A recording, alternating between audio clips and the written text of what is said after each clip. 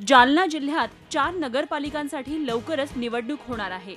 त्यात जालना, अंबड, परतूर आणि भोकरदन नगरपालिकेचा समावेश आहे।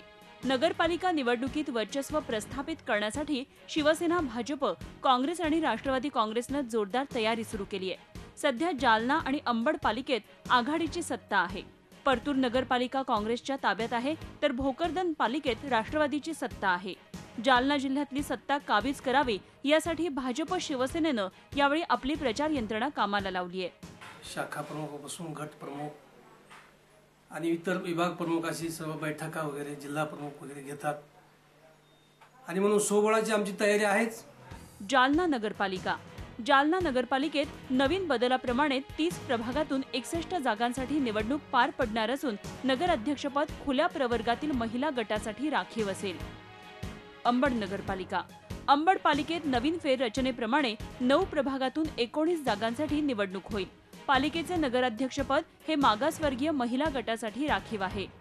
परतूर नगरपालिका जागांसाठी निवडणूक होणार आहे। नगराध्यक्षपद खुल्या प्रवर्गातल्या महिला गटासाठी राखीव असेल। भोकरदन नगरपालिकेत 8 प्रभागातून 17 नगरसेवक निवडून द्यावे लागणार असून पालिकेचं नगराध्यक्षपद सर्वसाधारण महिला गटासाठी राखीव असेल।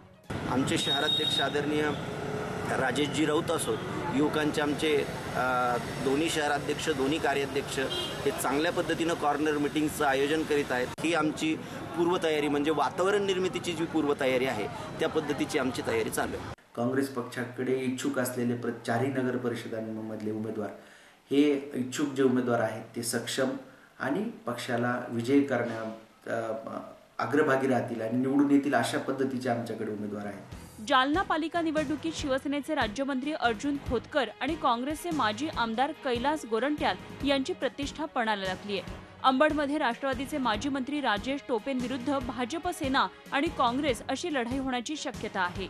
परतूर पालिकेसाठी पाणी पुरवठा आणि स्वच्छता मंत्री बबनराव लोणीकरांविरुद्ध काँग्रेसचे माजी आमदार सुरेश कुमार जेथलिया यांच्यात स्पर्धा सुरू झाली आहे, तर भाजप प्रदेशाध्यक्ष रावसाहेब दानवेंचा बालेकिल्ला असलेल्या भोकरदन पालिकेसाठी रावसाहेब दानवे आणि राष्ट्रवादीचे माजी आमदार चंद्रकांत दानवेंविरोधात काट्याची टक्कर होईल असं बोललं जात आहे।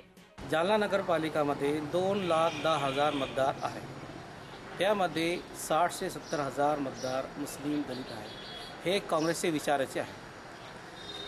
हे नक्कीच एक काँग्रेसला फायदा होईल। गेल्या 5 वर्षात 4ही नगरपालिकांमध्ये कुरघोड्यांचंच राजकारण जास्त रंगलं, त्यामुळे विकासाला चपराक बसली। समस्या जैसे थेच राहिल्या। यंदा तरी त्या दूर होतील एवढीच मतदार राजाची अपेक्षा। नितेश महाजनसह bureau report, Zee media, Jalna. Zee 24 तास रहा एक पाऊल पुढे।